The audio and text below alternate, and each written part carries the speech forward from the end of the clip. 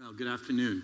I'm John Saul, and one of the ideas at the heart of all of this was that, we noticed at the Institute for Canadian Citizenship that over the last 10, 15 years, there's been a rise, a return of racism, everything that goes, racism sort of came last. Populism before that, ugly forms of nationalism as opposed to interesting forms of nationalism, and things have been getting out of control. There's a kind of anger out there. People in Europe survive elections. They're happy that only a third of the population voted fascist, right? Voted racist. Mainstream parties are changing their positions so that they can pick off some of the votes that might go to the fascists or the racists or the neo-fascists or whatever you want to call them. So we thought, let's put this 6 degrees together. We have to be able to have comfortable, uncomfortable conversations in order to come up with a discourse which can dominate the public place. Because at this point, the public place is being dominated by the discourse of fear and the discourse of anger and the discourse of inclusion. And to some extent, Canada's holding out. We're sort of lucky that we had our ugly phase before the other people had their ugly phase. And so we're actually in a better position just by pure accident, not because we're better.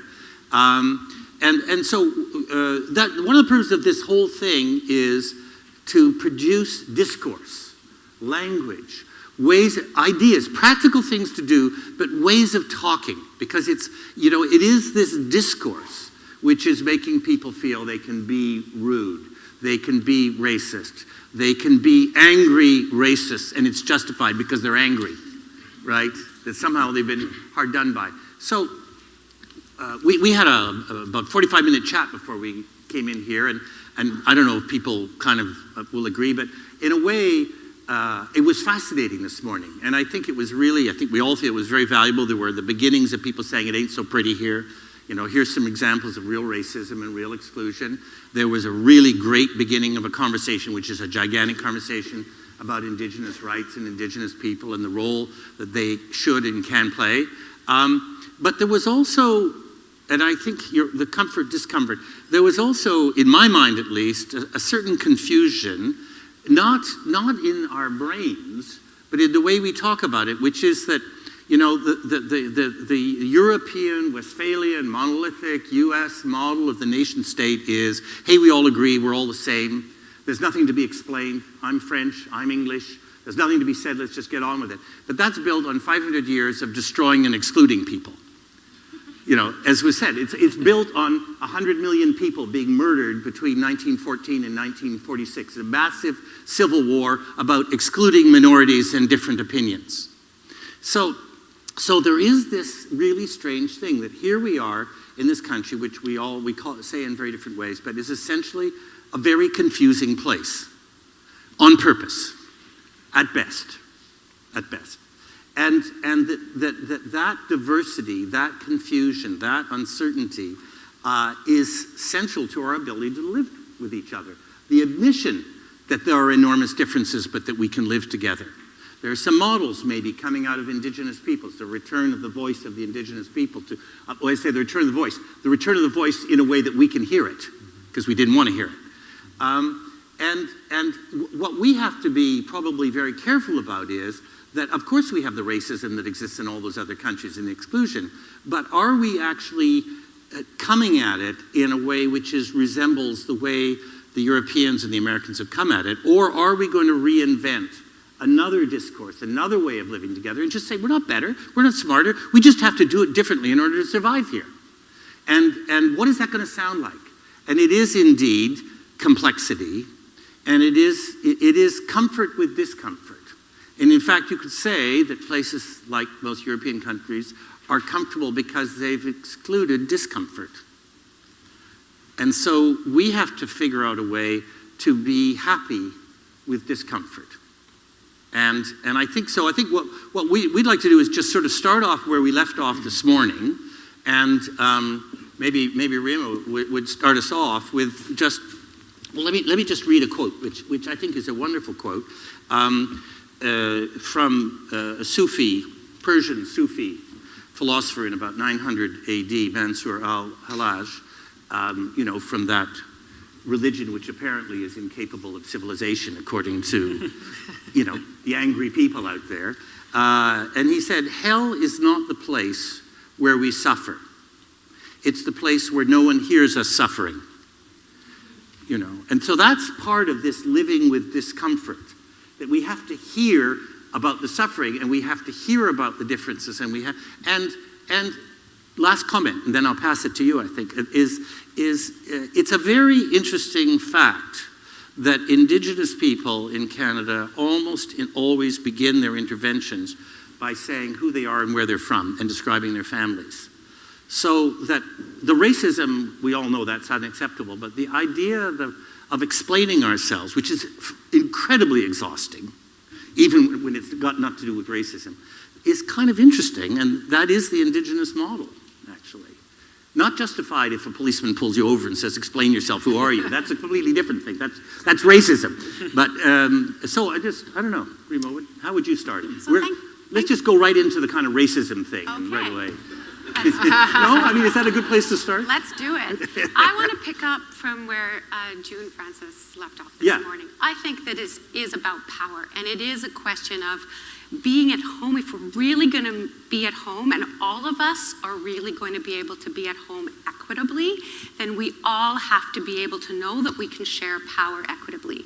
And the problem of being asked, who are you, or what are you, which is a thing that many of us get, not just where are you from, but what are you, is that it comes with a power. It comes with the sense of you're not really Canadian, you're not really i.e. you're not white, so what are you, where do you fit in my classification box so that I can degrade you, dehumanize you? And I think that if we are going to change this so that it really works, we have to throw up in the air and throw out the idea that there is anything normal about whiteness. It's a really difficult topic for people to talk about. It makes a lot of people very uncomfortable, but we need to go there. Whiteness is not the norm, and the idea that most white folks have, that they still control things and are the folks who have the voices with the power, that has to go.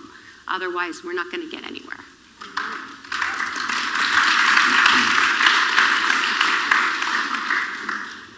I don't know, Max. Yeah, I think, so I have to explain myself and introduce myself and say, Naskawan Kakiao, Nasiga Sunkiskaupi Simuasas, Egua Wikaskut I just told you that I'm a little nervous that these chairs are see-through. I'm worried people can see my underwear. No, I'm just kidding. I'm kidding. Good for back here, Max. Yeah, all right, that's good. I said, my name's Max Finder. I come from the Sweetgrass First Nation. I thank you all for being here. I thank our kind and loving Creator for giving us a day to be here and talk about these hard things. Rima's like my auntie. She's been very involved with my family, so I can't disagree with anything that she says ever. And it's lucky that she has such good politics and is so wise so that I don't have to. We're at this moment in time where there's a shift. There's a shift in Canada. You see it in the news. You hear it in the way people talk, but you see young people who are so excited about what's happening in terms of reconciliation, in terms of activism. I'm up here to say I'm idle no more, Black Lives Matter, and there will be no Muslim ban on stolen land. That's what you see, that's what you hear in the streets. We also have our parents' generation, our mums and dads who we love, but who don't know these things. For these things, it wasn't normal to them. I'm a very proud half Norwegian. That's where I get my strong facial hair genes from, as you can see. When my mom was going to school, she said, they didn't tell us anything about Nehewak, about your nation, about your people. They didn't tell us about First Nations. They had told us that we got to live here because they were all dead, that all the Indians were gone, and that this was our inheritance, this beautiful, pristine prairie. What we see in this generation of our mums and dads is a holding on to old systems, old ways of thinking. They are reluctant, as I think anyone would be, to give up the power, to give up the privilege, to give up the elected positions or being the CEO, all this sort of stuff. When we're talking about diversity, when we're talking about inclusion, that's where we have to start. And I encourage, the mums and dads, the aunties and uncles in the room to think about how they're making space for that next generation of folks to come and take on that work for them and change it and be accepting of that. Well, I think there's two ways to go to the other white guy up here and this is my favorite white guy. Not me. From Saskatchewan. I'm from Saskatchewan. And who has done a lot in the educational field, I think, in that rethinking of where we go next. I mean, the idea, by the way, is we sort of decided what we thought we'd try and do was like 45 minutes of trying to put everything out there we can put out there, and then 45 minutes more or less of, so what are we going to do about this? What are we going to try? What are the suggestions? And you can be part of both of those. But what we don't want to have you do is in the second 45 minutes be telling us about everything that's wrong. You've got to get that into the first 45 minutes so that we can actually, in the second part, be hearing some suggestions, some ideas, whatever, attitudes. Well, thanks. I'm going to follow Max's story, and I'll start with my own story. Because many people ask me why I'm involved in this. How did I get involved in these issues? And the story is this. I was a Crown prosecutor, senior Crown prosecutor, then a judge in North Battleford, Saskatchewan, which is surrounded by 10 First Nations within a 50-kilometer radius. And the doors of the courtroom would open every day and a sea of Indigenous people would come in. And at some point, I guess you don't have to be a rocket scientist, but at some point I said, something's very fundamentally wrong here. And how do we change that? Because the justice system is supposed to be just and fair, and I could see that it wasn't, and I was part of it. So I needed to make an outreach to the First Nations community. Now, I was challenged by a judge in BC to do that, but there was a problem. I didn't know any First Nations people. I'd never had a First Nations person into my house for a supper or anything. So a judge took me to Hobbema, Alberta, and I went into a sweat lodge ceremony, first time I'd ever been in it. And I said to the lodge keeper, I really want to make an outreach to the First Nations people in my community. How do I do it? Can you help me? And he said, when you go back to North Battleford, here's a name, here's a phone number, phone this person. And I went back to North Battleford, and quite frankly, it took a little bit of guts to actually make the call. It took me about a week to get the courage up, and I made the call out to Poundmaker First Nation next door to Sweetgrass. And the person at the other end answered the phone. I said, hi, I'm the local judge. He said, yeah, I know. We've been waiting for your call. For over 100 years.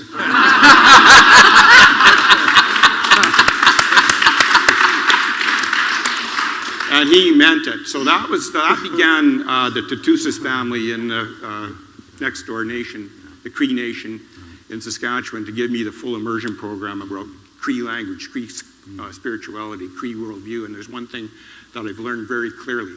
First Nations people look at the world in a much different way than non-Aboriginal people do. And the non-Aboriginal people in Canada have a lot to learn from the way the First Nations people look at the world.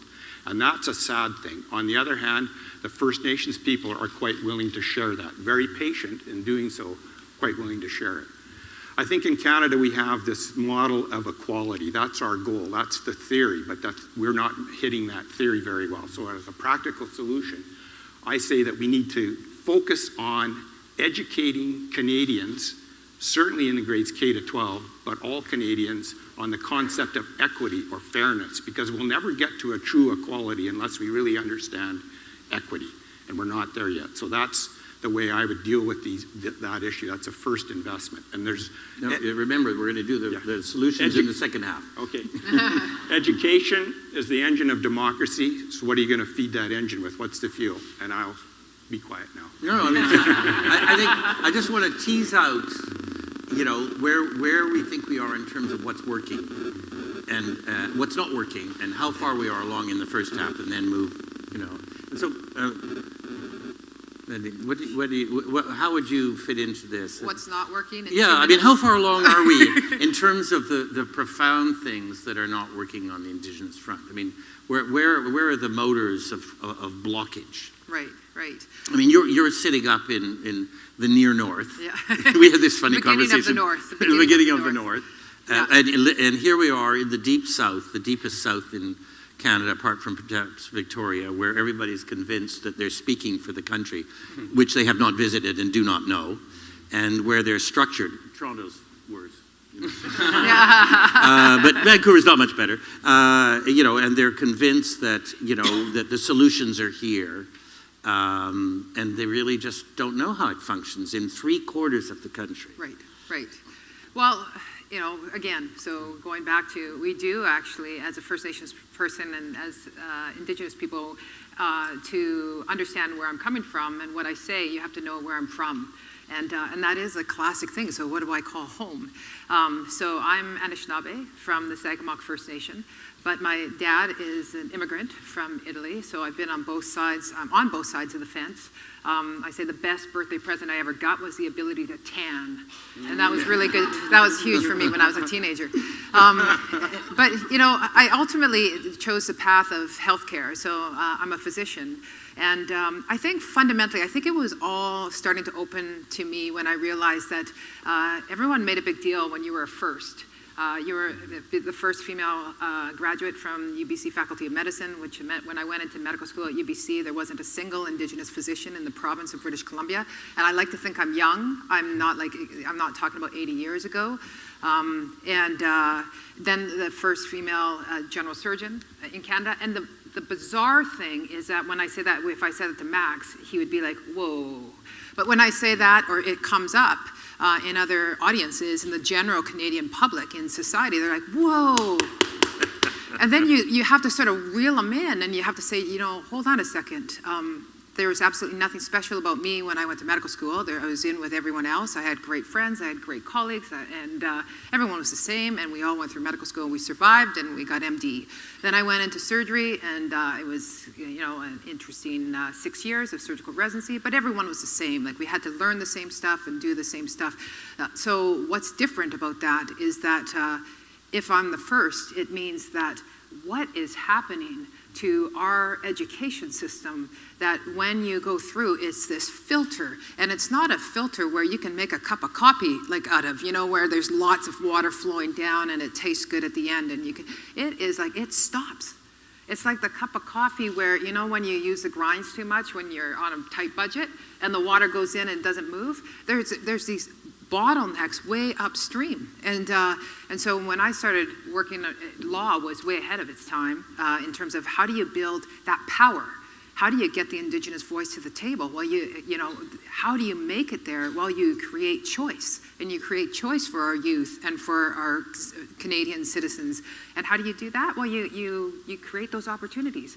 Law did it way before medicine. But all of a sudden, we were creating admission programs across the country in medical schools, and no one was applying. Does it sound familiar? Because we talked about it as a big problem to SFU, and President Petter got put on the spot, and that's why I came forward and I said, you know what? UBC had this admissions program, and no one was applying, because you need to graduate from high school to actually apply to medical school. You need to finish grade 10 to have a chance to get a dogwood degree in British Columbia. And so there's all these sort of barriers. And so there's lots and lots of problems. But the unfortunate thing, I think the biggest problem is, by the time you are out there as a Canadian citizen in society and finding your path and deciding what you want to do, there's so many doors that are closed to you as an Indigenous person that you spend the rest of your adult lifehood, some people, trying to open them up and figuring out how are they going to overcome barriers that are just unjust, unfair, and egregious. Do you think those are just straight old-fashioned racism? I think a lot of it comes from that. I think a lot of it comes from the relocation. I think a lot of it comes from, if you look at healthcare, it's really hard to get specialists up in the small rural communities. If it comes to education, getting enough teachers to go to these small communities to teach. If it comes to, anything, you could pick just about anything. If it comes to wanting to buy a piece of fruit on a reserve, it means you have to have some business that's willing to bring in bananas instead of of chips. Chips. Because chips last forever. They have an expiry date, which I think is hilarious.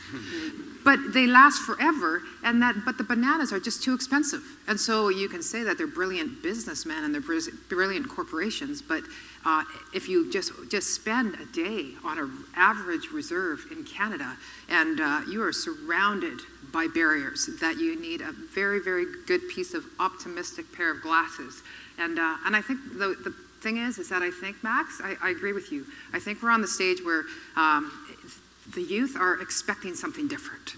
I think Canada's on the verge of expecting something different, and I think that our values, and I think we're a nation that things are becoming non-negotiable, and they still exist, but the good thing about it is when it happens and when I see it, and if I point it out, I feel like I'm gonna have a lot of people behind me saying, yeah, you were right, Nadine, like that was wrong. Whether it's racism in the hallways of a hospital, or whether it's walking into a community and wondering, why the heck is this not here? I think we're at a point, my one concern is that we're at a point as a country, especially with the TRC, that we need to grab it, or we are going to be forever wondering, why didn't we just grab it when we had the government in place, the social justice in place, the document just there waiting to be harnessed. Let me just ask you a technical question. About how many Indigenous doctors are there in the country now? Would you guess? Yeah, you know what? It would be it would be listed in the hundreds in terms of graduates. So, for example, UBC just celebrated, 2 years ago, we celebrated that we had 50 graduates in total over the history of the University of British Columbia. That was huge, but you have to remember that after you graduate from medical school, it took me another 7 years of education to be able to practice. Sure. So there's a lot of people in the pipelines. But the thing is, we're in the pipelines. So that pipeline is getting pretty thick. We're getting pretty thick, and soon there's going to be people. I think Indigenous people are going to be able to look and they're like, they want a First Nations doctor. I think the time will pass eventually where I have patients that come into my office that when they realize I'm First Nations break into tears and said, I cannot believe, I never thought in my lifetime that I would have an Indigenous doctor. And so I think there's a pipeline and there's changes and it's improving. But we're at the point where if you name an Indigenous doctor in Canada, I'm willing to bet that I've heard of them. Right. Yeah. But I mean, the reason there are a couple of hundred, Yeah, probably more than that now across the whole entire country. and whereas there are 2,500 lawyers, Yeah. is because the federal government and the provincial governments and the corporations said, you can have whatever you want, but you're going to have to win it in the courts. Yeah. I mean, that's really what happened, was that the federal government forced Indigenous people to go through the law. And we're still, as you know, federal government is spending $125 million a year on lawyers fighting against justice for Indigenous people. Whereas we could have had 2,500 doctors and 300 lawyers, which probably would have been enough. I don't know. Well, I don't know, Max. You never have enough lawyers. So, Mavi, you've been here, 2 years now? 2 years. Yeah, so you listened to all of this, you've seen a lot of this. I mean, what's your impression? I mean, what's your experience, what's your impression? Well, I decided to host an open exchange, a conversation about racism during the last session. And I did do that because I wanted to see or to get a closer look into people's experiences. What I did start my session with was asking everybody, did you experience racism yourself? Raise your hand if you do. And I'm going to ask this question now. Raise your hand if you ever faced it here in Canada.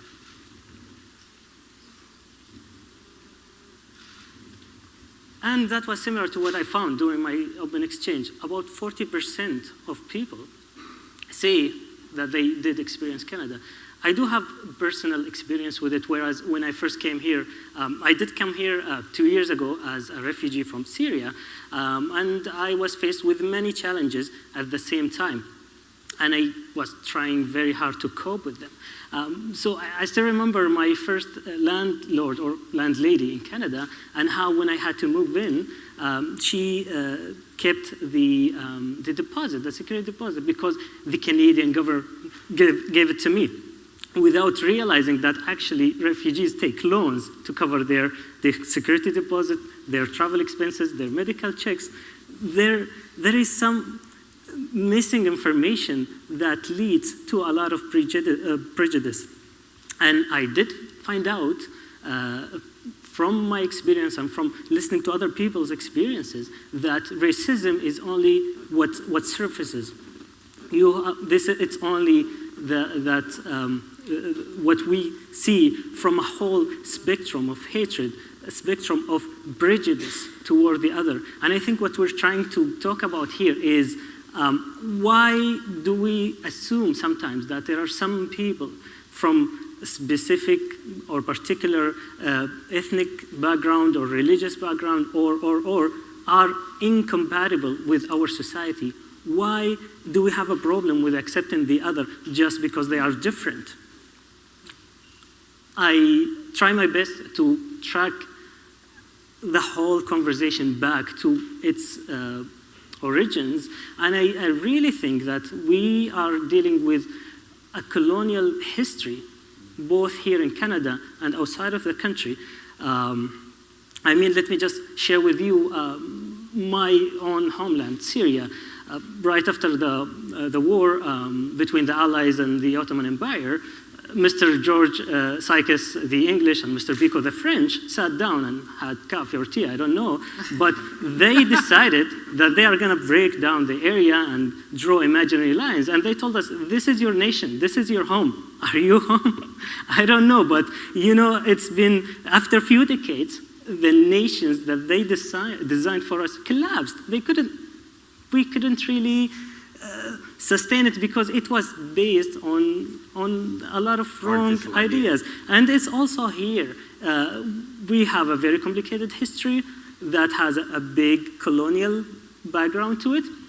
And now we're told that this is your country and you have to answer the question of, are you home? But you can really track down some patterns that had to do with the concept of people assuming that they are giving you what they think that you need without actually consulting you and asking you, what do you think? Right. Well, yes, sorry. I would love to, if it's okay, to add on to what you were saying, because I think it's really important that we actually name Islamophobia as an issue that is growing in this country right now. And a little while ago, Angus Reid did a poll that found that only 42% of Canadians would have supported MP Iqra Khalid's motion. That means that 58% of Canadians, some of you are probably in this room, would not have supported it. 29% would have voted outright against it, and 29% wasn't sure. You should be ashamed of yourselves. I'm sorry, but you should be. And this is because some mainstream politicians and mainstream organizations have decided that there's really something about Muslims, and that maybe they're not actually, one of us. So, let's, you've got a comment. Questions over here, but it would be good to stay, stay on Islamophobia for a moment. I think just to, rather than jumping all over the place, that we can come back if you have a question on other things. Homa has a comment that is staying along lines. Okay. Sorry, just adding to Muhammad's points. A little closer. Adding to Muhammad's points, just what I see based on my personal experience and my parents everywhere, everyone in my family, my friends. Just I can say what we see in Canada is something I call polite racism. Just saying sorry, but adding to that racism. I think based on what you said just now, trust and feeling secure, regardless of your religion, regardless of your name, regardless of your last name, whether being Muhammad, whether being something that reminds anybody that he or she is Muslim or any kind of ethnicity, is something that we don't see in Canada. But as far as we don't, Canadian or I say politicians don't want to look at this carefully, or they hide it behind the terms like multiculturalism, diversity.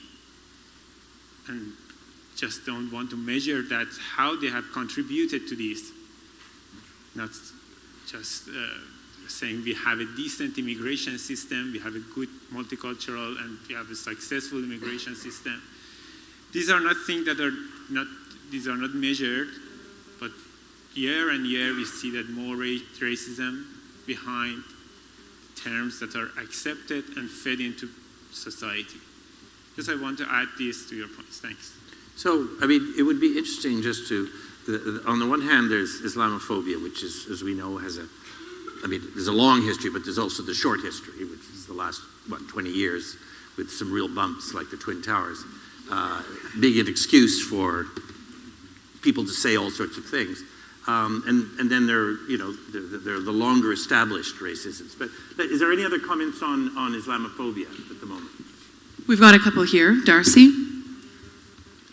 Hi, my name's Darcy. I think the big problem is, and it's what our society has the hardest time admitting to ourselves, and it's the first step in unpacking, is that I think everybody is inherently racist. And they don't want to believe that, and they don't want to look inwards and grapple with the realities and the views that have been constructed by our society that they hold internally, whether consciously or not. And I think the first step is admitting to yourself that you hold prejudices, you hold these views that you maybe don't believe in or you don't want to believe in, but they sit there. And I think what's happened is, in light of growing inequality, that the political systems, to go back to this little broader, have failed us, both the left and the right. We're turning on each other, and people are exploiting these internal biases and making it ugly. And I think it loops back to inequality, and it goes back to that deep soul searching that people need to look in at how they feel, whether they want to or not, and unpack that.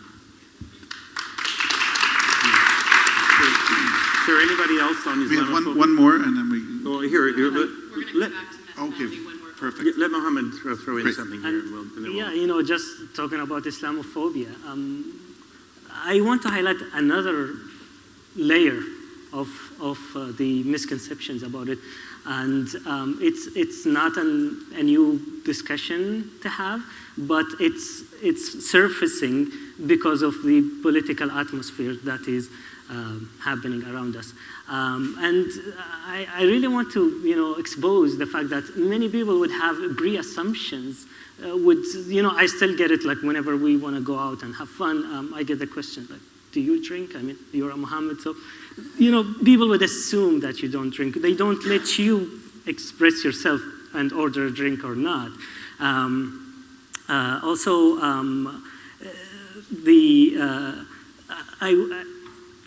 Islam, just like any other ideology, is a very complex, with many layers of a spectrum of interpretations. And to assume that all Muslims are following just what, 0.05 percentage of the population is totally nonsense. Finally, whether if we are Muslim, I think we are as Muslims in North American communities have to engage in conversations just like this to work on how do we engage ourselves into our host communities, to how to waive these pre-assumptions, how to build bridges of friendship with our neighbors all the time. And, I'm not the best Muslim. I don't pray 5 times a day or follow the whole list. But, at the end of the day, my name is Muhammad. I come from Syria. I am a Muslim whether if I like it or not. And I stand for, the latest numbers, so that the numbers surpassed 1.5 billion or 2. So, there is a lot of, I would close on one note that there is a lot of unlearning that has to be done. We have to unlearn some things in order to move forward. Who has to? Sorry. Who has to unlearn? Everybody. Everybody on the note of having diverse communities, having multiculturalism, it's a reality. You can't really run from multiculturalism or diversity. It's up to you how to cope with it, how to deal with it. And there you can make choices. There you can take approaches. So even though diversity is a reality, inclusion is a choice that communities can make. If I'm allowed to make one little comment on Islamophobia, which is, I don't think you can make it actually, I can make it, because I come from a Northern Irish background. In the history of immigration to Canada, there's only one group which was a serious threat to order and peace, and that was my people. The single most violent group of immigrants over an extended period of time were the Northern Irish. The Orange Order was a secret society which was used by the Family Compact and the Shadow Clique in order to delay and defeat democracy for a long period of time. And people died in elections on a regular basis. The Orange Order chased Robert Baldwin, the great hero of democracy, across a farmer's field trying to kill him in the 1840s. It's always quite interesting when I'm listening to things about Islamic violence, say, you got nothing on the Orange Order. It's a joke, but I mean, it's not a bad joke. John, we have one more Adrian intervention behind you. Adrian actually wants to just take up a comment. Yeah.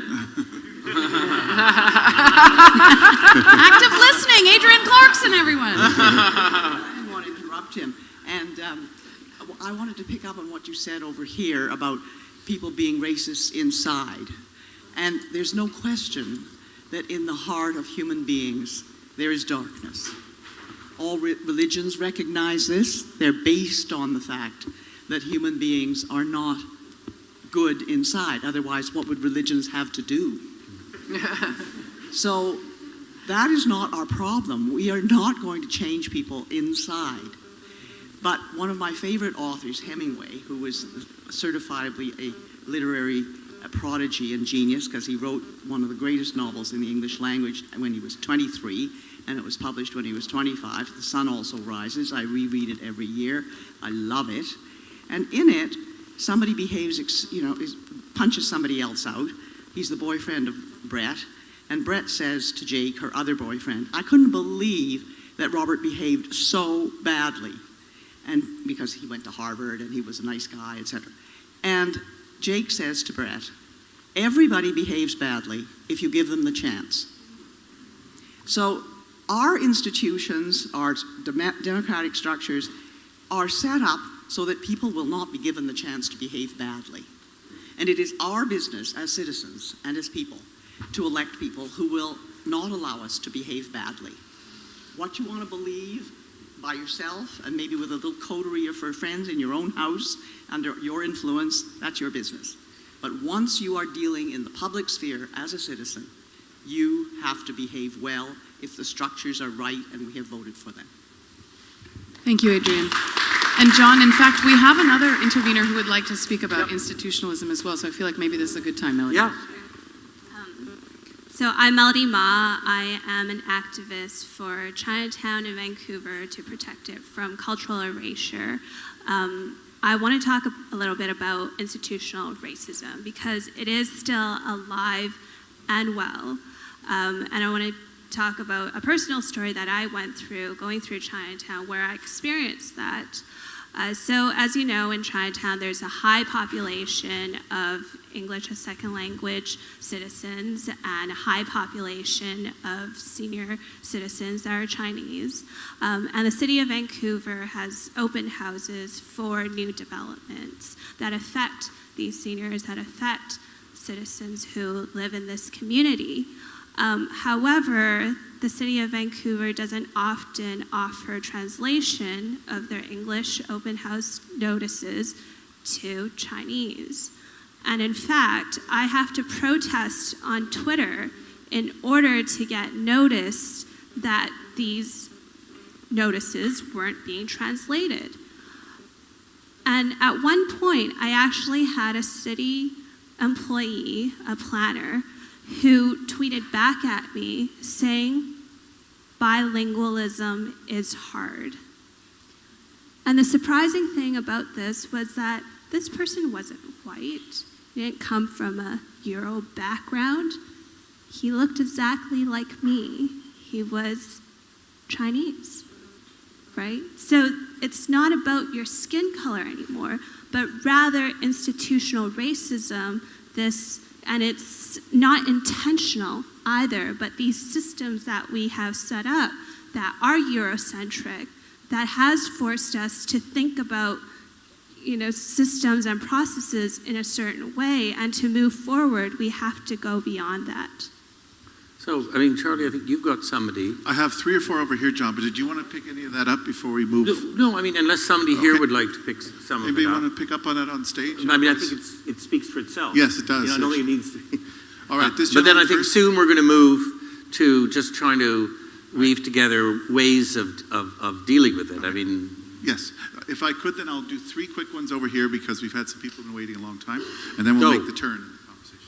So this is something like part of what I've suffered and dealing with it also. I'm from Bombay. I came here 4.5 years ago. I was discriminated against. I was feeling a bit lost. I got a job at Vancity. Now that whole thing is set. This is what I call my home. And because of Vancity, I've been working, doing a lot of work with the homeless. In fact, I would like to say that, Mohammed, yesterday my Chinese friend invited me to a Muslim mosque in Delta on the day of Prophet Muhammad's accession. Yesterday was Miraj. Yes. They were discussing the life of Jesus Christ in a Muslim mosque. 3 different church leaders were there, plus 2 Muslim mosque leaders were there. I had my 7-year-old with me, and he asked me that, Dad, this is a mosque and they're talking about Jesus. I said, yes. And the best thing was that they had different views, but they were finding out the similarities. So what we have to do is that find out the similarities. And that's what I think. This is my house now, and I would like to do and that's what we can do is teach our children. Start with that. That's what I say, half an hour. I sit with my 16 and 7-year-old, sit with them, take them out in the community, teach them about the indigenous people. And one more thing, there's so much similarities between the First Nations and Sufi saints. With Vancity, I had the honor of, volunteering at one of the functions. The blessing ceremony in a Sufi saint is similar to the blessing ceremony of the First Nations. They have that peacock feather and that the smoke thing, same. So we have to look at similarities. Education, educate our kids. And Thank then you. We'll all be together. Right? Great. Thank you so much. Back here, and then I'll come over to you. Hi everyone, my name is Mohammed. I am from Somalia, so I am a Muslim, but it's not like I don't have any sign that is recognizable that I'm a Muslim. So when we talk about Islamophobia, I really sympathize with Muslim women because they are the ones who the bullies usually target, and they are the ones who have a visible sign with the hijab they have in their head that people usually attack. Personally, maybe I might not get an interview because of my name. Who cares? That's fine. I will get another one. But the real problem when we talk about Islamophobia is the sisters. We call them sisters. Yeah, basically the women. So those are the people that we really need to talk about and how we can protect them because they have a sign that shows that they are actually Muslims, and those are the ones that people usually target. Another point is how people really don't understand what they are talking about because for me, I was born Muslim, but when I came here, I questioned it and I learned about it and I found that it's the right thing to be. I will give you a good example. A lot of people talk about FGM, the female genital mutilation, and how it's related to Islam. It has nothing to do with Muslims. Somalis do it, it's something wrong. I always talk about it. Ethiopia is a Christian country and it has over 90% of FGM, but nobody talks about it. Uganda, the same. It's an African problem. It's a third world problem. But why would we say that when we can put it into Islam?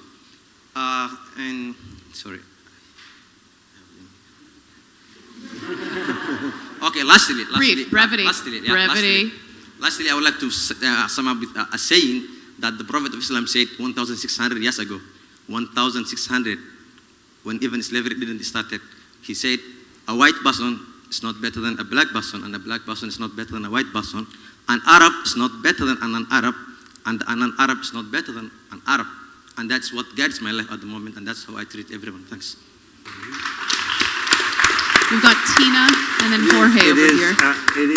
If I just throw in, it is absolutely accurate that the Quran is the only one of the Abrahamic texts that actually, in which it is said that the purpose of us being on earth is to work out how to live together. It's not there in the others. So yeah.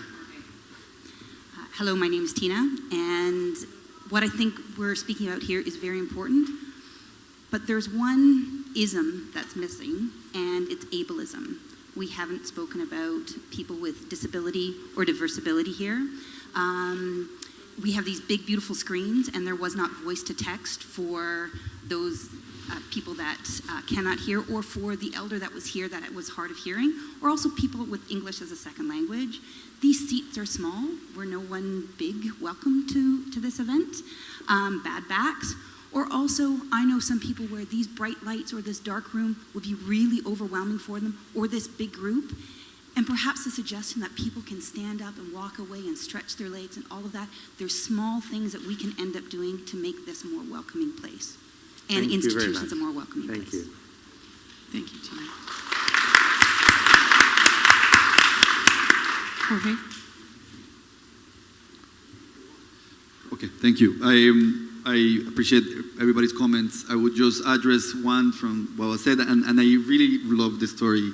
However, just be careful around the whole similarities thing. That's one of the most powerful ways to promote racism, because the hard piece is actually being able to embrace difference. Yes, we can all come out with being human. It's really hard to argue that most people here are human. You never know if they're aliens, but there is humans. Yes, we can go. But the difference, working towards difference, that's what we're really trying to address.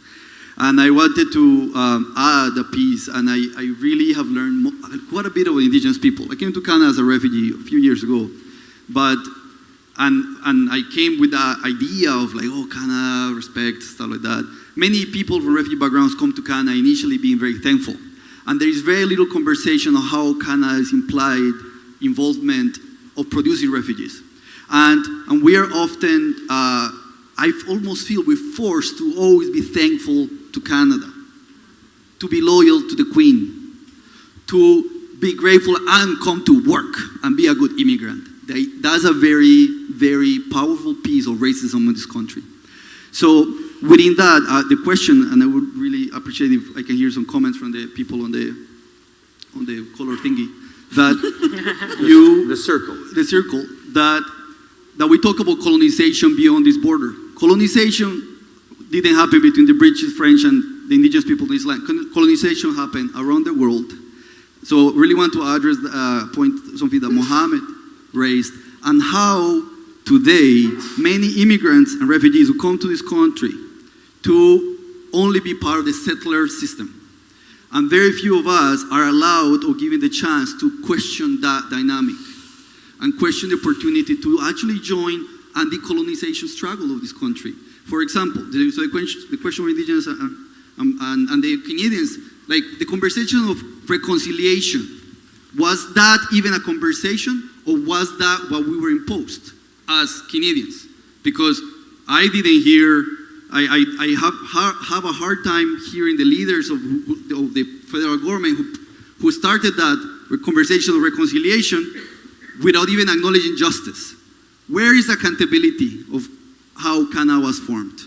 Yes, we can reconcile. I mean, I think it's a process of healing, but definitely at what point then we talk about the whole issue of the colonization for Canada and the world. So, why don't we do this? I mean, people might want to comment on a number of things that have just been said. We have about 30 minutes left. But I think I turn to you in a sense. We said we would start turning this towards what can be done, which is not avoiding your point, because actually what could be done is very relevant. And I mean, from your point of view, and maybe David's, I mean, it would be a good place to start, the two of you. I mean, what do you think are the mechanisms? I mean, everybody's made it clear they feel that there are levels of institutional racism, there's personal racism. We're partway down the road in terms of fixing some of the anti-indigenous structures, only partway down that road. What do you, I mean, what I would be really interested in hearing is what are the strategic tools that can turn things really fast? Because a number of you said, you know, the new generations are expecting a big change, not just more of the same, not something slow, something quite fast and dramatic. And what do you think are the tools? I can speak to that. I think the biggest tool we have is education in the K-12 system for sure. And I want to mention a couple of things. Adrian Clarkson mentioned this morning. There is an education piece in Saskatchewan called We're All Treaty People. And that's all about the treaty relationship. That was created in the year 2000. In the year 2004, the UN Special Rapporteur on Racism came to Canada, and he said that's a model for all of Canada, and he's absolutely right. Unfortunately, it's been copied very well in Manitoba, but not very much anywhere else. That can change. Nova Scotia is working on that. The Aga Khan came to Canada in 2010, and I heard him again in 2016, and what did he say? Canada is the most successful experiment in pluralism the world has ever seen. He's absolutely right. But there's a fragility attached to that observation. And that fragility is directly related to the knowledge, understanding, and commitment all Canadians have to our multicultural, multi-theist, multi-ethnic country. Environics did a poll in June of 2016. 38% of adult Canadians over the age of 40 support multiculturalism. The rest don't. It's similar to your statistic. It's a huge problem. We need to make an upstream investment in education. Education is the elixir that can stop and start to heal. And so that's where we need to make that. And I would say this, we need to do that in an effective way. If we fail to do that, we're going to go down the same road as Britain, Netherlands, Germany, etc. And we're not going to be immune from that. So we need to invest in education. What would we do if we did invest in education? I submit that we'd have a pedagogy that would talk about the rights of Canadian citizenship, the responsibilities that go with those rights, and how do you build and maintain respect for every citizen, no exceptions. Why? Because every human being deserves equal moral consideration. That's a compelling pedagogy. When I talk about responsibility, some of the things I think about are, number one, as a Canadian citizen, you must know and understand your own rights so you don't knowingly transgress the rights of others. Secondly, because of who we are in Canada, very strong institutions, freedoms, education institutions, governing institutions, we need to make the world a better place. I need to see that Canadians have a responsibility to see the world through that lens. Some other responsibilities, to reconcile with the First Nations, to ensure that the treaty relationship is implemented according to the spirit and intent of treaty, and that the First Nations, the Indigenous people in this country, take their rightful place in the Canadian state. It's all available to do. But we have to do it intentionally. We have to do it specifically. We have to do it explicitly. We have to do it proactively, and we have to do it with great purpose. That's the requirement. How do you do that? You get into the schools and you arm the teachers with the information they need to create an equitable society, a society of respect based on understanding, empathy, on knowledge from education. So education is the most powerful tool we have. What will happen? I submit to you, based on the treaty experience in Saskatchewan, and John Ralston Saul and Adrian Clarkson came to Saskatchewan in 2003, and I use that as a great example because in that year, I brought together 60 students, 30 from the Beeries-Okamasas First Nation, just north of Saskatoon, and 30 from a middle-class school in Saskatoon. So they were made up of non-Aboriginal people, newcomers, new immigrants, and others. I asked those students, who here is a treaty person? 60 hands went up in the air. Why? Because those teachers had fully inculcated those students with the treaties and the treaty relationship and the treaty responsibility. Mutual respect, mutual benefit, and mutual responsibility. Those students were in grade 3. So 13 years later, they graduated from university probably, and a good number of them become have part of anyway. their worldview. Yeah. And they're teaching their children in a different way than I was taught, or many others were taught. So that's a real demonstration of what you can do with education. We need to do that. We need to do it constructively and strategically. And I have an answer. We've done that in Saskatchewan. We do have a pedagogy called Rights, Responsibilities, and Respect, the new 3 Rs. What are the responsibilities? As I say, fundamental, respect everyone. It comes down to respect, inclusion, and belonging. It's fully inculcated. And I commend this to you. It's available in French and English. Because it's the first... and is it online? It is. So you can go on to our, I'll go onto our website. I'll send it to John. It's Consent to Citizenship Education. I want to see that exported to every jurisdiction in Canada. And we need, as I say, we need to do that. If we don't make that investment now, we won't be having this conversation in 15 or 20 years. We need to do it now because we'll hit a tipping point. And that tipping point will be a student who embodies these things. And I call them the 5 E's. So the 3 R's, rights, responsibility, respect, the 5 E's. A student who is an enlightened student, this is the end product, an enlightened student, an ethical student, an empathetic student, an engaged student, and an empowered student. And we'll have a different dynamic between the community and our elected representatives, a different accountability. I'm getting the signal now to be quiet. I just want to say this. I commend this pedagogy. We need to invest in education. It's the only thing we can constructively do and control. And just one quick thing, John. Courageous conversations, we need to arm the teachers to have courageous conversations on 6 topic items, and there can be more. But I start with the Holocaust, the world's response to the Holocaust, because it created the rights revolution post the Second World War. There's a new revolution coming, and this pedagogy challenges every student from K to 12 to be part of a new revolution, a responsibility revolution. And that's what we need to see in the first half of the 21st century. So there will... We have an intervention about education, in fact. Good. So I want to jump to Sue. That's good. Thank you. And David, I just resonate with everything that you've shared. I'm a teacher in an elementary school here in Kitsilano. I wanted to share with everyone that, particularly this year, but education is changing as Canadian society changes. But particularly this year, after the Truth and Reconciliation Commission, we received a new mandate within our curriculum within Canadian history, particularly at grade 5, grade 4 is more cultural. Grade 5, the focus was on social justice. It was on looking at the assimilation agenda by the Canadian government, the residential schools, the treaties or the not treaties, sharing with the children at 10 and 11 years old. I went to the Truth and Reconciliation Commission. I was so moved, I was crying as I walked out, and a First Nations man held me as I sobbed and sobbed. And so there is something about being with the children that each time I share about the residential schools, I cry. And they go into a deep place of stillness. And then we talk about Black history in BC. We talk about transgender.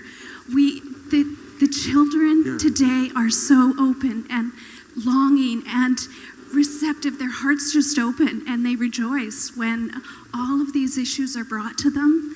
They're holding them with such love and respect and honoring. So yeah, thank you, David. I just want to say, too, BC has had the social responsibility, those 3 R's. I think we were the first jurisdiction in Canada and maybe in the world. So there's a lot of great things happening in public education.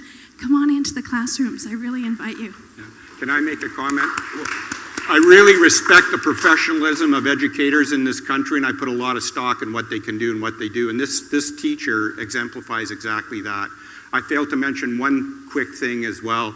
When we talk about the courageous conversations that we need to arm the teachers with, they include disability, mental health and addictions, gender discrimination, race discrimination, Aboriginal culture and spirituality, and the respect we should all have for Indigenous people. Now I say that just to say this, that we can do that in Canada. I have got a lot of hope, and my hope is really placed in the hearts and minds of teachers and the students they work with on a daily basis. They can shape the future citizenry of this country, and we will have respect and harmony. I know it. Indeed. Thank you so much. And I have to say, for a teacher to come to this and to show the passion that you do, just thank you so much. I think it's a huge responsibility, and certainly I'm all about upstream. That's where it is, because then you take a young child and you don't have to change an adult, because you bring up a child in the world that we want to see in the next 150 years in Canada. But it's interesting because then you're expecting this entire profession to take on this responsibility of teaching, and many of them say straight out that they have no idea what they're supposed to teach. My daughter is in grade 5, and they just went through some curriculum on this, and her biggest question is, why don't people cry Why are people not crying in the classroom? Why are they reading the same book? Are they talking about the same thing? Should we ask grandma to come into the classroom? Because I don't think they understand. And so it's interesting because how do you integrate it? But then I've been at other meetings at universities with vice presidents and provosts, and you sit there and you talk about how we have to change the curriculum at university, and they say, well, everyone's learning it in elementary school and high school now, and so are we going to put on pause for our country while we wait for a next generation or two to come forward? And so you're trying to change the curriculum at a university level, and there's another challenge, and then getting the faculty to be on board. What we're trying to do, again, my lens is in healthcare. So we're trying to sort of force in that curriculum, and we have the TRC as a literal, like a baton in our back pocket that can be used as a plate to offer appetizers on, but we can roll it up and use it as a baton if we want to, and it has helped to bring in curriculum. But interestingly enough, another thing that we're working on now is going to the health regulators, who has to then go, they have to go to the government, and you say, can you make the government say to the health regulators that you cannot give actual licenses to practice in the province of British Columbia unless you take cultural competency, cultural safety, and humility courses. If the government says that, then the College of Physicians and Surgeons, the College of Nursing, the College of Midwifery, the College of Dentistry, the College of Pharmacy, the College of Orthodontics, like everything, then they have to say, you know what, you need this, this, and this, including you have to have proof that you've done this cultural safety training. And then all of a sudden, the universities say, well, you know, we better do this because then otherwise our graduates can't work. And then it helps to have the high schools coming through because then all of a sudden it's curriculum. And all of a sudden you're not talking about, there's 3 distinct constitutionally recognized Indigenous groups in Canada. Our country is talking about something much bigger than that. We're talking about what does it mean? And then we're bringing in cultural safety and humility. And then we're saying, you know what? It's not just about Indigenous people because you know what? There's more than those 3 cultures. There's 500 plus First Nations, and then there's the Métis, and then there's the Inuit. But you know what? What about the Syrian refugees? What about the immigrants? What about the long-term generations? What about the intercultural marriages that then produce children from 4, 5, 6, 8 different countries? All of a sudden, that capacity grows. But I think we have to, that education comes from educating our politicians to say it's your responsibility to make this necessary and non-negotiable. And then everything sort of peters up from kindergarten, from the governments down. And I think if we make it a multi-pronged approach of education, it is our greatest tool, and it is a carrot, not a stick. But what you're saying really, though, is this very basic thing. If we're a democracy, what is your list? Mm-hmm. What is number 1, 2, 3, 4, 5? You know, going into the last election, I wrote a book to say the number 1 issue you should be voting for and against people on the basis of what they will do on Indigenous issues. That's the number 1 issue in the country. And it's that list that, you know, people, you have to, you know, women's rights, you look at history, right? Yeah, you know, public education, public universities. You know, that list has to be clear that it's not taxes. It's not, you know, whatever that God knows we have on our list. It's really these strategic issues that need to be changed. I mean, Max, you have your organization, the Cultural Roots Exchange, and yeah, I would say, you know, something. Canadian Roots Exchange. Yeah, sorry. something that I'd give us a little more credit and say that we can focus on more than one issue. In fact, we must. The only way that reconciliation is going to work is if we talk about reconciliation in rural communities, which we aren't enough. They're too often centered in cities. If we talk about reconciliation, we must talk about reconciliation between newcomers and Indigenous people, between Muslims and Indigenous people, you know, between young people who are Indigenous and non-Indigenous. I hosted with Canadian Roots Exchange, which you can make a donation at canadianrootsexchange.ca. We held an event that brought together Muslim and Indigenous young people. And we talked about solidarity. We talked about this great path that we're on. We talked about our shared experiences. A clear theme that emerged from those conversations, from those young leaders, was that we sit at a fork in the road. as a country. We sit, on the one hand, is the rage that we know so well. It's that familiar path of protest and poverty. It's that path of pain that we've been on for the last 150 years as a country. On the other side, we're offered reconciliation, which I will say came from residential school survivors. The idea of reconciliation, it was a gift that came out of the Truth and Reconciliation Commission, where folks like my father, who attended residential school and had incredible abuses, and communities who had genocides inflicted upon them. And I use that word purposefully, and I'm not afraid to. They have said, what happened must never happen again. They've said, we're here. We sit with you. Reconciliation is about learning to thrive with one another, not just live with one another, but thrive with one another. To bring it back to this event, there were tears, certainly, as we reflected on the pain that each of us experienced.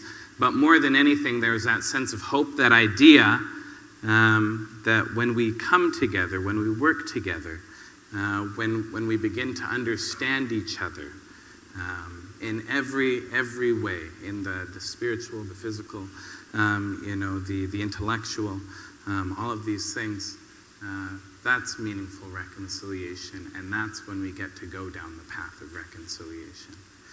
Many more events like that must occur before this happens, but I'm reminded of a study. I think it was the same study last summer that came out. 80% of young people, 18 to 29, 80%, 80, believe that meaningful reconciliation is achievable in their lifetime. What a gift is that for this country. Well, first, if you don't mind, we'll go to a couple of people in the audience. We've got three over here. We've got Trevor, Yeah, and Sylvia, we're being and told Kari, to- and we're going to go lightning round. Lightning brevity. fast, and a very quick. I'd like the witnesses to make their way backstage to start having their conversation. Okay, thank you. My name is Trevor Bodie. I'm an architecture critic and urbanist with a practical solution. We architects have a phrase called paralysis by analysis. We all know this because when a client comes asking for plans for a building, and 6 weeks later, we give them a one-page letter saying, yes, you need a building, with a six-figure invoice, we don't get paid.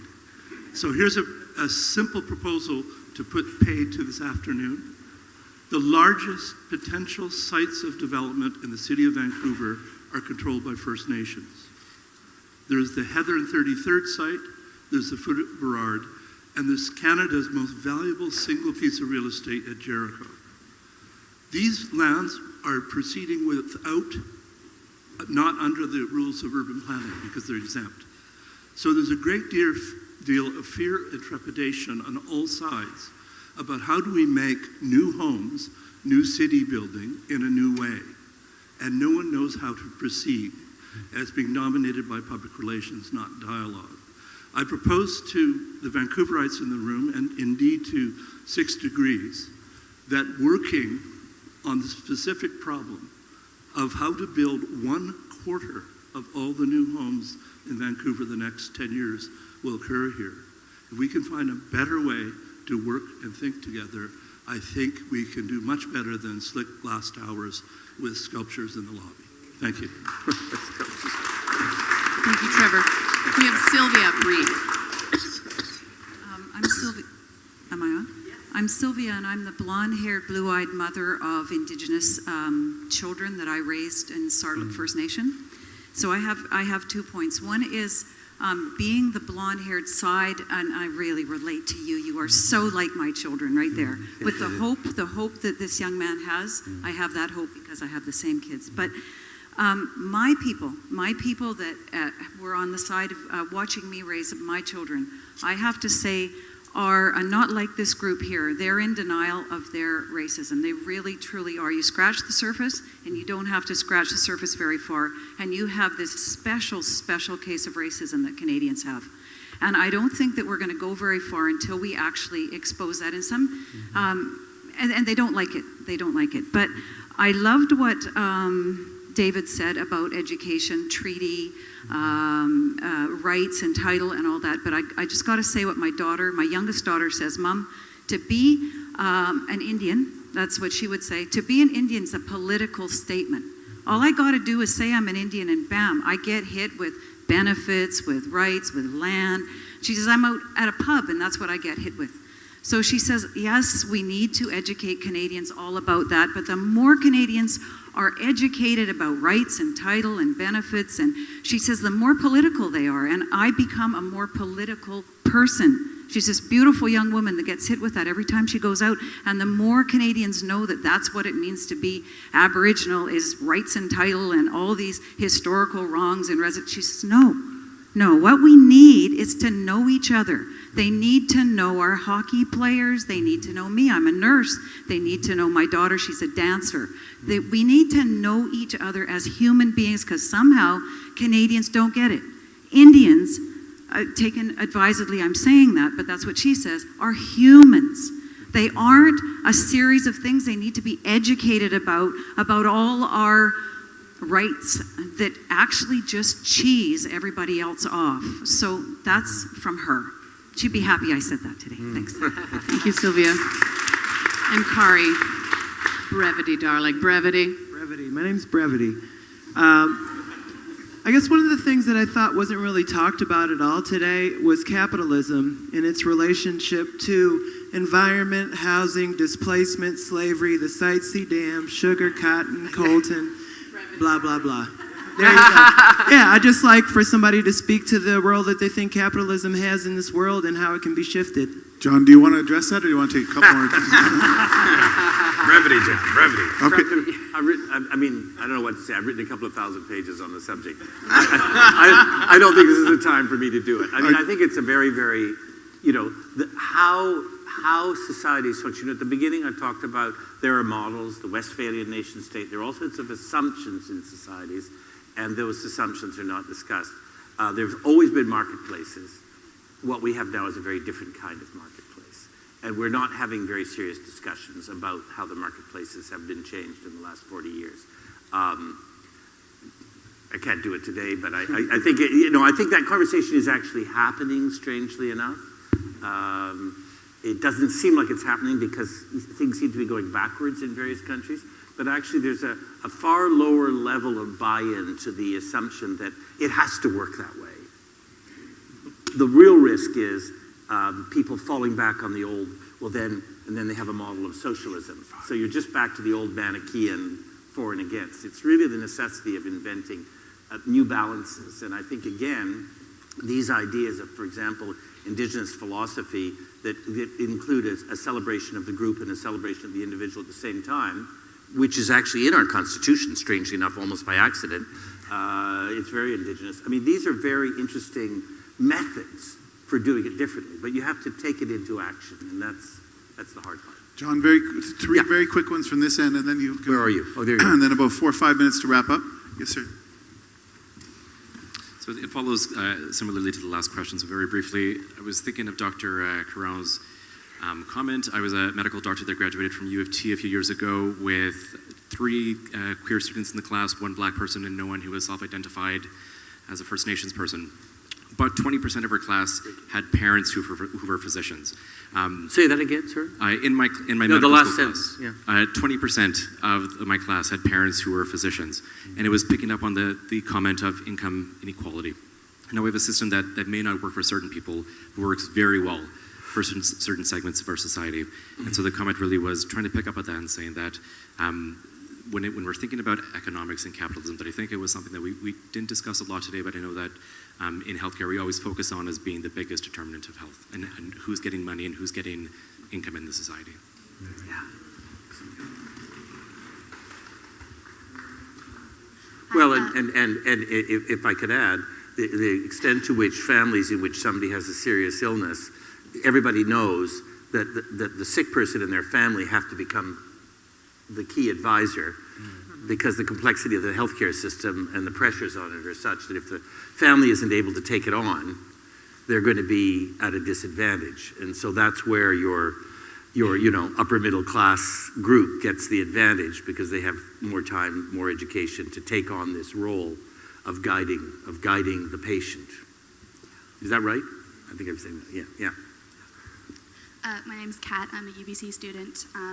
And I just kind of wanted to complicate, we're talking a lot today about the role of education, but I kind of wanted to reframe that idea into talking about the media. Because when we talk about education, for one, it's very unidirectional, it's pedagogy, and we're thinking a lot more about children than the people, adults, and the conversations we're having. So if we really want to consider like the dominant discourses and think about how we can potentially disrupt these dominant discourses, we need to start thinking about media. And beyond, the content of the media that we say, it's not just about, paying lip service to talking about issues of diversity, but as the famous Canadian Marshall McLuhan said, the medium is the message. And so I think we also need to start thinking about how can we make spaces for people of diverse backgrounds in the media? How can we, as a white person, as a person of privilege, I absolutely try to think about how can I make the space so that other people's voices that have more, more power on the issues that affect Canada as a whole come to light. And so I'd love to see more, federal and provincial funds going into programs where, like media programs. And it was interesting that the CBC, and I forgot if it was 6 years ago or 7 years ago, was nowhere on the Indigenous issue, absolutely nowhere. Yeah. And they had a series of meetings. I came to one of them with a bunch of my Indigenous friends, and I arrived late, and they were always sitting there going, and they'd been trying to explain, and the people at CBC were saying, well, we don't know what to do. But then, actually, they figured it out, and today the CBC is really doing a pretty good job. And I remember one of the things I said at the time was, you're just desperately trying to think of how to shock them into acting. I said, the next time there's a financial collapse, why don't you call up the national chief? You don't have to just ask him about Indigenous issues. You can ask him about anything. Right? I think it was when Sean was there, actually, when I was saying it. But CBC has moved massively on that issue, and I think the private sector may be more difficult. John, we have a final intervention, and then you have 5 minutes to wrap up with your guests. And you too. Yeah. Hello, my name is Debbie Bell, and I'm the National Director of a program that is called the Home Instruction for Parents of Preschool Youngsters, long, but we work with low-income, low-literacy parents, and we send home visitors into the home to work with the parents to develop largely the mothers, to develop their capacity to prepare their kids for school. It's an international program. We came to Canada, and I guess the point that I want to make, that we've talked about education in the school, but I think education in the home is equally as important, and our citizens are raised in the home, and what happens there spills into society. We had this project where we wanted to Canadianize the curriculum, and we decided in Canada to add a book called Black Book of Colors, which was a visually impaired, and Eddie Longpants was a kid who was too tall and he was bullied, and we added 6 Aboriginal books, and we added Chin Chang and the Dragon Dance, and our sites around the country said, no, we want Dora, we want all these things, but we wanted parents, and we had to, for 2 years, got such negative feedback from the communities, but all of a sudden we started hearing parents were talking about visual impairment, and they were talking about bullying, and they were talking about Aboriginal issues, even though 90% of the people who participate in the program are newcomers and refugees, that they started understanding. So I think we have to shift that conversation into the homes, because by the time kids get to school, it could be too late. Thank you very much. John, what do you think? 5 minutes to Well, wrap let's, up? well, Yeah. well, let's do if we can do two things. I mean, maybe you could just add something in because you didn't get your chance.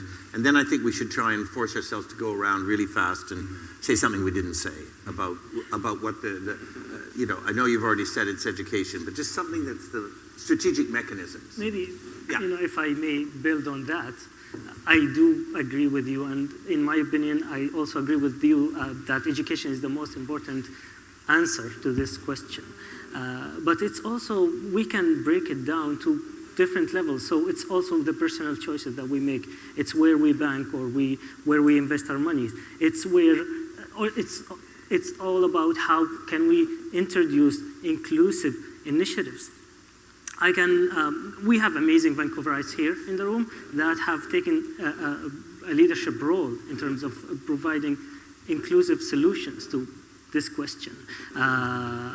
I invite all of you to visit the Welcome Center where I work at the Immigrant Services Society of BC, where we introduced the first model of itself, where we have all services that any newcomer or refugee would need under one roof, and we are introducing. Where is it actually? It's here at the heart of Vancouver in East Van, Victoria Drive. I would love to have you there if you can. We are introducing the first of its kind facility in the world that can be the newcomers mall, so to speak. Other initiatives here in Vancouver, like Renee Black is here, and she's trying to build the Dream app for immigrants or refugees, where they can network and seek services and find everything in one place. It's those inclusive initiatives and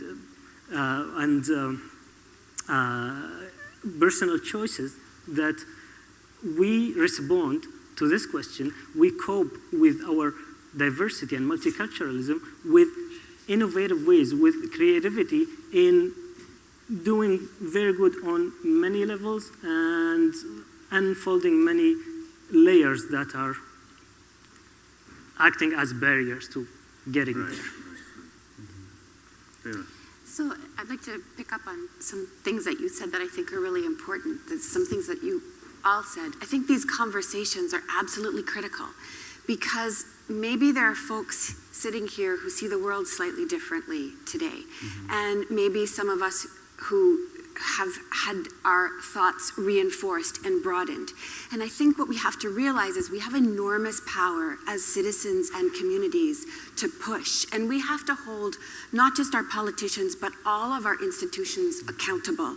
So we have to hold our public institutions accountable, from schools, definitely, but also criminal justice systems, the police, and our not-for-profits, but also our private corporations accountable for how they deal with these issues. So I think that if you look at, for instance, the private sector, which again, as June was saying earlier, it's not just boards of directors, it's actually senior management. It's who gets listened to, it's who has the power and who gets decisions made. If we start, and I think that if they were truly equitable and those voices, those diverse voices that weren't afraid that pushing against the status quo was going to be a career-limiting move, I think if those voices were encouraged, we would have really thoughtful perspectives in there, and then capitalism would start to shift. And then I think we would start to have something that actually began to deal with resources differently, that began to deal with people differently. I think we would have real change. We can actually hold our institutions accountable, and I think that's really something we need to push to do.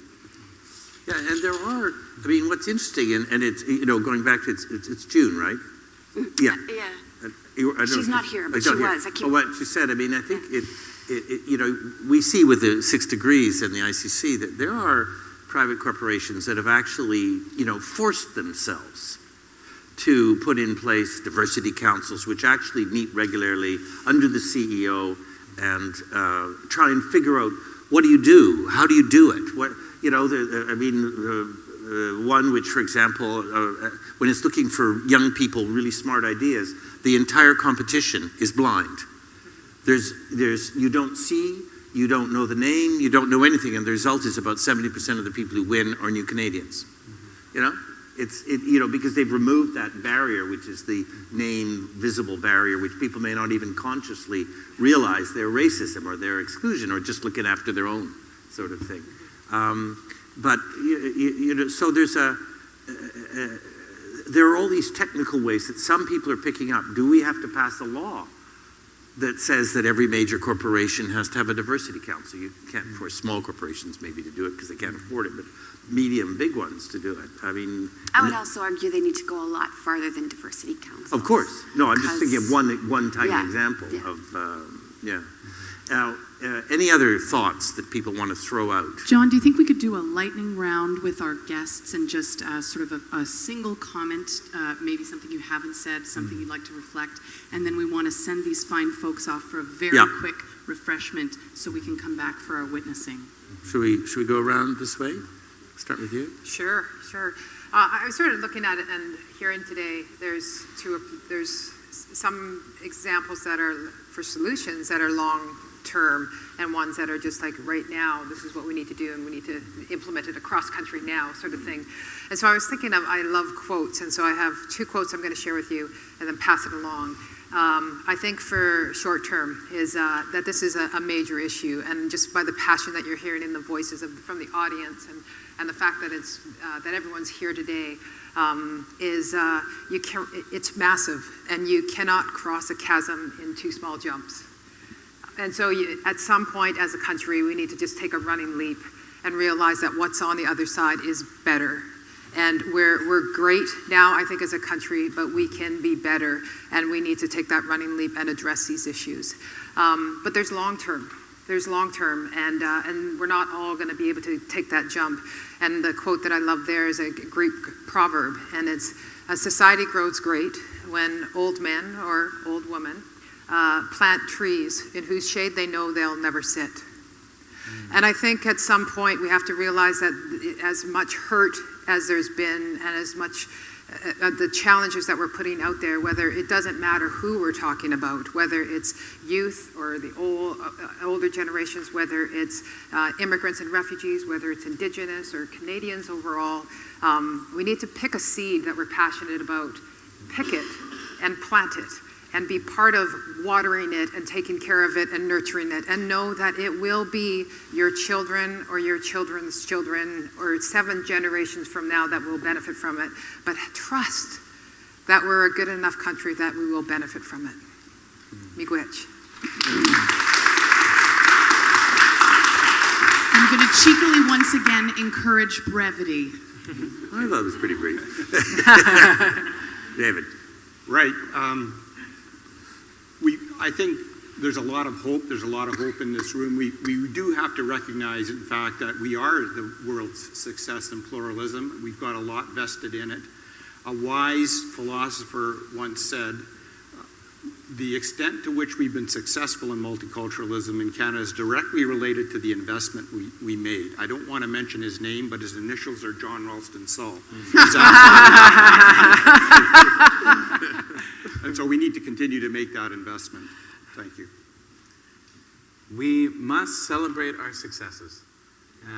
I'm not out here working my ass off just so we continue to talk about the same problems that exist in our country. We have Indigenous young people who are banging at the door, waiting to be invited in and take their rightful seat at the table, who we can look to for solutions, for answers. Samara Canada this year named 3 Indigenous women as their political citizens of the year.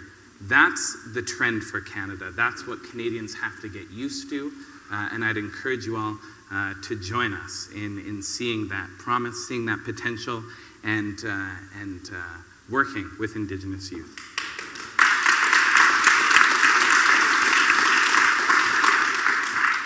So I come from a mixed background from South Africa. My parents escaped apartheid, and I think that one of the things that really pained them was that what they came to, in many ways, wasn't very different from what they left. And I think that there is an enormous gap between the rhetoric and the reality. But I also think that that's where our hope lies, because it means so much to us to be the country that we've been talking about. We can see the Canada we want in our right in front of us, and that's the thing that will help us to get there, for all the reasons that you have been saying. So I'm very hopeful.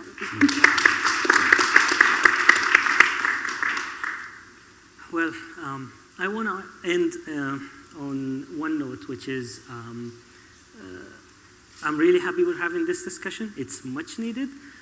I want us to continue having these discussions, having in mind that change is not something that happens overnight. Change is a process. We will not wake up tomorrow and see our first Indigenous Prime Minister or our first Obama of Canada or anything. But we have to know that we can get there. It's all about having a right compass that guides our future, encompasses our discussions, and we have to know where to stand. I was asked, like the rest of the audience here, to bring something that reminds me of home. That's why I decided to wear my favorite shirt. It's very old, and I must stop wearing it soon. But looks good to me. But it's something that I brought from home. This shirt was made in Aleppo, sold in Damascus, and it was the last item I bought from Syria, and it was the shirt that I had on when I first entered Canada. So it's very heartbreaking that all I have from Syria is an old shirt that I have to stop wearing. But a friend once told me that birds do not live in the tree. Birds live in the nest they built in the tree. So we have to be very serious about nesting and making our home here in Canada in this beautiful tree that is called Canada. Well, let me just add at the end as kind of prerogative. I mean, it's interesting we didn't mention it. I think it was very good the way the conversation went. But if I look at from the point of view of immigrants to Canada, refugees, one of their biggest disappointments is that many arrive with credentials which are not accepted. That's not the problem. The problem is that we have professional associations, doctors, lawyers, engineers, etc., and they use those professional associations to make sure that there are no programs in place to help those people get from not having their credentials accepted to having them accepted. That is something that's doable real fast. And we have a big shortage of GPs. We could solve that problem. The Germans are leaping ahead of us. They're putting programs in place that say if you come from Hyderabad University with a medical degree, here is precisely what you need to do to be a practicing GP in Germany, and here's the program that we're putting in place to get you through it as fast as possible. That's laziness, maybe it's racism, it's certainly protectionism on our part. This is the kind of thing, this could be done real fast, and it will require the governments to kick the professional associations out of the room, frankly. And I think the other comment I would make is that I'd make two, it's the leap of the Truth and Reconciliation Commission is built on the foundation of the Erasmus Commission and the Mackenzie River Commission. So this is thousands and thousands of pages that produce these recommendations. The government said they will put them in place. Just put them in place.